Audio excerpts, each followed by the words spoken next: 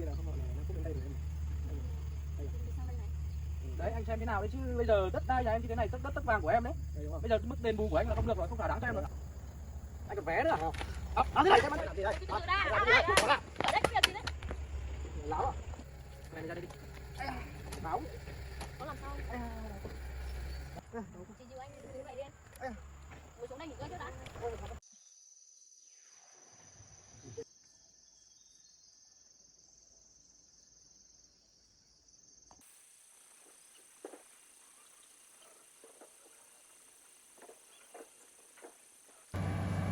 Vậy chị nhận nhá, em mau xin phép tí hỏi con em đang làm đây. Anh em cố gắng nha. Cảm ơn em nhá.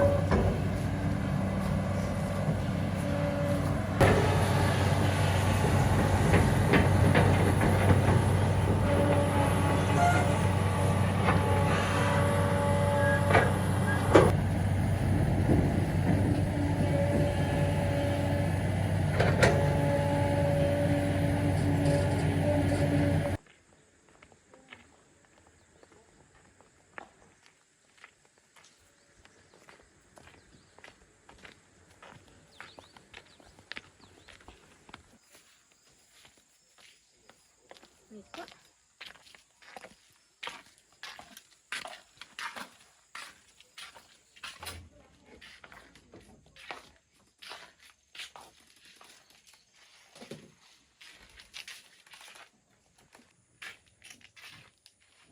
Về đến nhà chẳng thấy chồng con của em đâu nhỉ?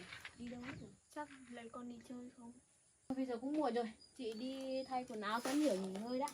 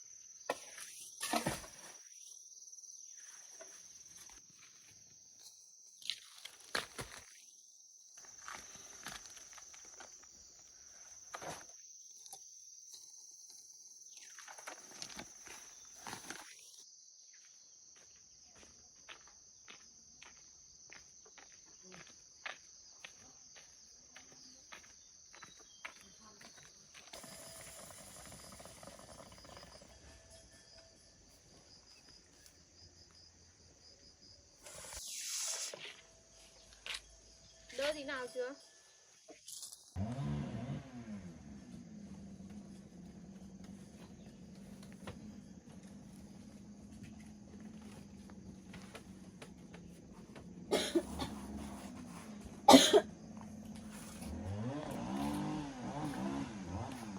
Hai vợ chồng dậy sớm nhỉ? Em vừa đi làm gì về?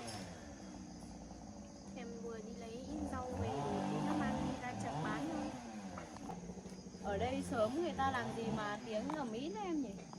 Người ta đang khai thác gỗ ở trên này chị. Sáng sớm em ra đi đâu tìm được nhiều rau thế? Ở trên đồi kia có ít. Thế bây giờ định đi bán luôn à? Vâng. Hay là giờ em dẫn chị ra công trình trước đi, sáng sớm nay chị có việc gấp ở đấy. Sáng sớm người ta ở đây làm việc sớm nhỉ? Sớm quá.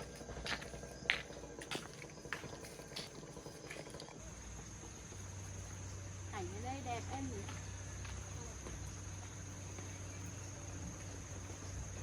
Em đi sang bên kia xem chưa? Em sang rồi.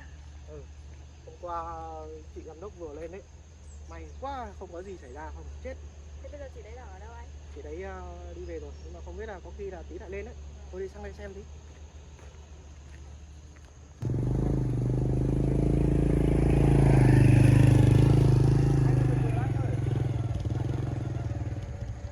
Anh ơi, anh dừng lại cho em hỏi tí. Có gì không anh?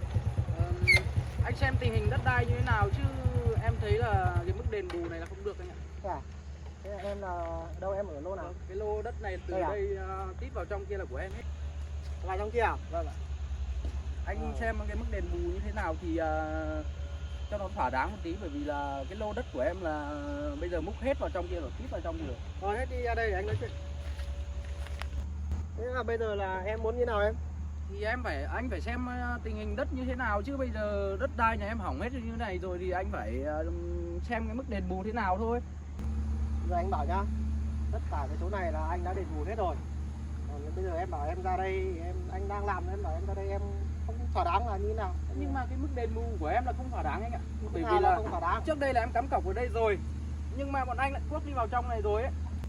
Đâu cọc đâu, giờ em ra chỉ cho anh xem nào. Anh ra đây để em chỉ chỗ em cắm cọc trước đây. Đâu chỉ cho anh xem nào. Đây anh ở đây. Đây nhá, đây là cọc trước đây em cắm đây nhá. Bảo là anh cuốc từ đây thôi, nhưng mà bây giờ anh đã cuốc vào trong này rồi, hỏng hết đất của em rồi. Mà anh có phải ở trong này là như thế nào? Anh cứ phải đền bù đến đây đâu, anh đền bù đến tận trong này rồi cơ mà. Nhưng mà trong sổ là không có đền bù trong này đúng không? Bây giờ mà anh không đền bù cho em thỏa đáng thì bây giờ là em cho dừng thi công hết ở đây ấy. Anh xem nào. Rồi anh xem như thế nào đi, bây giờ mà anh không xem không đền bù cho em thỏa đáng là em cho dừng máy thi công ấy. Rồi em bảo bây giờ anh bảo em nha, em cứ bình tĩnh, rồi em đi ra kia để anh giải quyết cho. Rồi ok.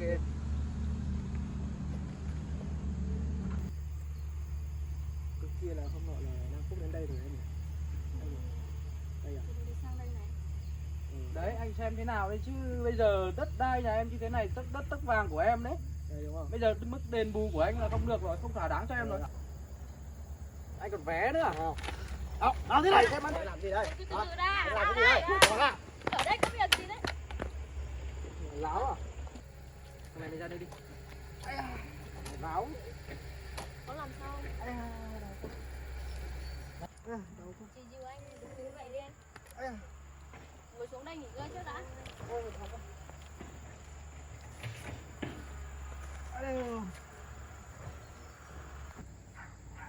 Anh làm sao đây? Đang có việc gì ở đây đấy?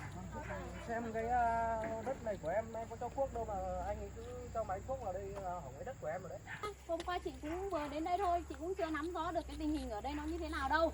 Thì có gì chị sẽ nói chuyện lại với nhân viên của chị để đền bù lại cái mức đấy cho em thỏa đáng nhất có thể. Nhưng mà chị phải xem tình hình như thế nào để đền bù cho em thỏa đáng chứ, bây giờ hết đất của em rồi đây này. Thế chị xem cái mức đền bù cho em thỏa đáng đi, xong rồi em mới cho làm cái tiếp tục làm cái công trình này đấy, chứ không bây giờ thì em cho dừng thi công hết được. Rồi bây giờ chị sẽ tìm cách để mà nói chuyện với nhân viên của chị rồi đền bù thỏa đáng cho em. Còn Rồi, bây ok, giờ chuyện như thế thì chị cũng chưa nắm rõ được hết đâu. Bây giờ bọn em cứ đi về đi, để chiều chị nói chuyện với nhân viên của chị xong rồi chị sẽ trả lời cho bọn em sau. Vâng, thế thì chiều em quay lại chị. Đi về đi.